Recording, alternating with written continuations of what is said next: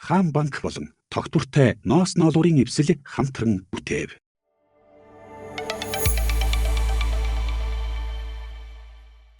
Сайн байцгаана уу? Энэ удаагийн хичээлээр энгийн санхүүгийн асуудлуудыг авч үзье. Өөрөөр хэлбэл би танд зардлаа хэрхэн бууруулж мөнгө хадгалах 5 зөвлөмжийг өгөх болно.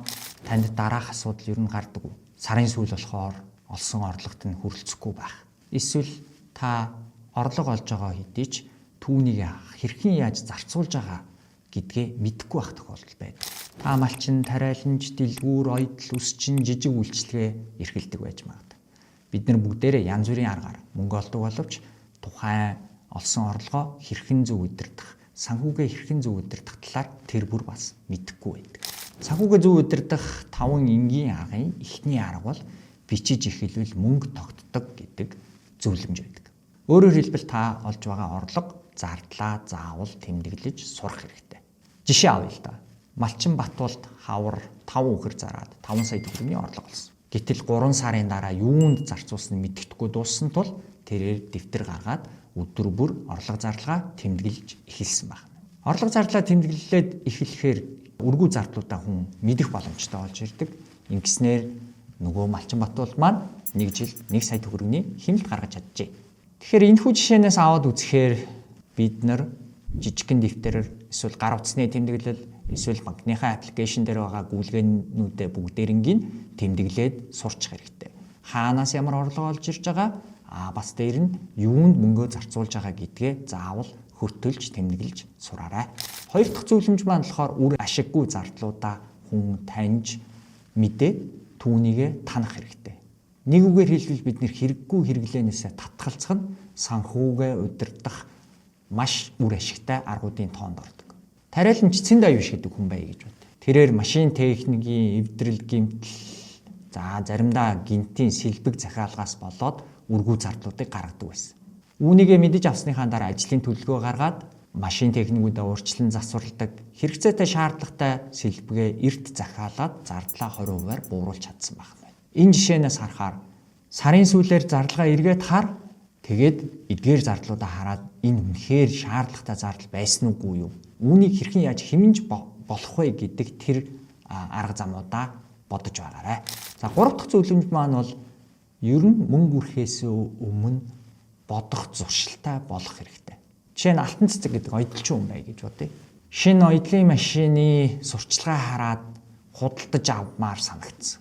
Гэхдээ худалдаж авахаас өмнө надад яг одоо хэрэгтэй юу гэдэг асуултыг өөрөөсөө асуусан. Тэгтэл хуучин оёдлын машины эвдрээгүй одоогийнхаа ажлын шаардлагад нийцээд байгаа учраас шинийг авахаа төр хүлээгээд мөнгө хадгалж байгаад илүү шаардлагатай зүйл рүү хөрөнгө оруулалт хийж чадсан байна.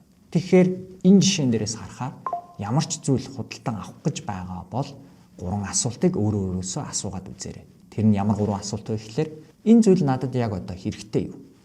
Үүний оронд өөр зүйл би зарцуулж болох уу?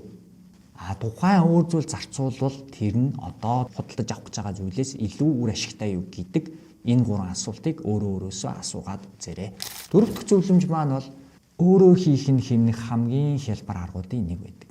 Даваа сүрэн гэдэг худалдагч байсан гэж бодъё. Ажилдаа явах тоолондоо гадуур хоолдог, өглөөний цай гуанзанд иддэг ийм хүн байсан гэж төсөөлъё л доо. Гэхдээ тэрээр хоолоо гэрээсээ хийгээд аваа явдаг зуршилтай болсноороо сар болгон 250 мянган төгрөг хэмнэх боломжтой болж ирсэн. Энэхүү жишээнээс харахаар ер нь 7 хоногийн хоол хэрэглээнийхээ төлөвлөгөө гаргаад худалдаа авалтаа ухаалаг хийгээд сурчих хэрэгтэй. Бид нэр заримдаа кофе худалдаж авах ч гэдэг юм уу, гадуур хоол худалдаж авахдаа маш бага зардал гаргаад байгаа гэж боддог боловч эдгээр зардлууд нь сарын эцэстээ өндөр зардал болж болох боломжтой. Тиймээс өөрөө хийх нь заримдаа мөнгөө хэмнэх зөв арга байж чаддаг байна. За 5 дахь буюу сүүлийн зөвлөмж маань мөнгөө өөртөө үлдээх нь өөрийгөө хамгаалж байгаа хэрэг шүү гэдгийг мэддэг байх хэрэгтэй. Өдөр бүр багч гисэн хуримтлуулж байвал энэ нь танд шаардлагатай хэрэгцээтэй үед тухайн хуримтлаа зарцуулах боломжийг олгож байгаа гэсэн үг байна. Жишээ нь тариаланч Ган Зориг гэдэг хүн өдөр болгон 3,000 төгрөгийг хадгалах зуршилтай болоод жилийн дараа 1 сая төгрөг хуримтлуулсан. Тэрээр хуримтлуулсан сая төгрөгөө ашиглаад дараа нь шаардлагатай тракторынхаа сэлбэг худалдаж аваад тариалтаа цагт нь хийж чадсан Тэгэхээр өдөр бүр тодорхой хэмжээний мөнгийг хадгалж чадах юм бол та тодорхой хэмжээний хуримтлалтай болно гэсэн үг. Өдөрт 1000 төгрөг хадгалаад байвал та 1 жилийн дараа 365 мянган төгрөгтэй болж болох нь байна шүү дээ. Тэгэхээр саяны миний хэлсэн энгийн санхүүгийн зуршилтай болсноороо танд ямар ашигтай вэ гэхлээр нэгдүгээрт та мөнгөө хаанаас орж ирж байгаа, хаашаа гарч байна гэдгээ мэддэг бол.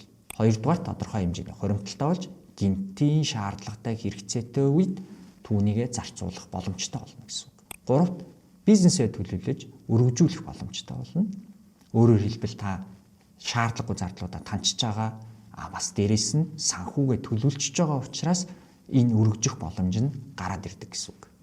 Төгсгөлд нь санхүүгийн дарамтнаас гарч амар тайван амьдрах болно. Тэгэхээр энэ санхүүгийн зуршлуудыг та өөрөө хэрэгжүүлээд үзээрэй. Миний өгсөн гол 5 зөвлөмж бол: нэгдүгээр орлого зардалгаа заавал бичээ сурч, хоёрдугаар өргүү зардлуудаа таньж бай, гуравдугаар худалдаа авалт хийхээс өмнө өөрөөсөө асуултаа асуу, бод. Дөрөвдүгээр гэрээсээ хэрэглээгээ зохицуул, өөрийнхөө хийж чадах юмыг хийгээд сурчих. Тавдугаарт хуримтлалаа баг гэж голдгүй ихэл. Өдөртөө 1000 төгрөг хуримтлуулаад байхад жилийн дараа гэхэд 365 мянган төгрөгтэй та болох нь. Таны мөнгө таны халаасанд биш, таны хяналтанд байх ёстой гэдгийг үргэлж санаж байгаарай. Энгийн дадлбар амжилтын үндэс, хамтдаа санхүүгээ хялбархан удирдцгаая.